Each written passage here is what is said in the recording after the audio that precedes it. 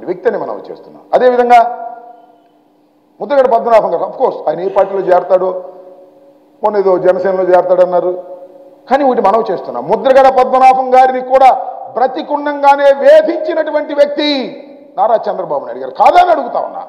అలాంటి నారా చంద్రబాబు నాయుడు గారికి ఊడిగం చేయడానికి పార్టీ పెట్టి వాళ్ళు ఊడిగం చేస్తున్నావు. అసలు నువ్వు మైక్ పట్టుకుని మాట్లాడేటప్పుడు నీ ముఖంలో నెత్తురు చొక్కుందా? ద్రోహం చేస్తున్నాననేది నీ గుండె చెబుతుంది. అందువల్ల సరిగా మాట్లాడలేకపోయావనే విషయాన్ని కూడా ఈ సందర్భంగా నేను మనవి చేస్తున్నాను. కాబట్టి నేను ముఖ్యంగా ఈ రాష్ట్రంలో పొత్తు అనేది ఎప్పుడో నిర్ణయించేశాడు. ప్యాకేజీ కోసం పొత్తు పెట్టుకున్నాడో, లేకపోతే మరొక లాభం కోసం పొత్తు పెట్టుకున్నాడో, ఎప్పుడో పొత్తు పెట్టేసుకున్నాడు. కానీ ఇవాళ సీట్లు పంపకం విషయంలో చూస్తే నిజంగా ఏడవాలో నవ్వాలో నాకు కాదు, జన సైనికులకు అర్థమవుతా ఉంది. ఇది ఒక అపవిత్రమైనటువంటి పొత్తని అనేక సందర్భాల్లో మేము చెబుతున్నాం.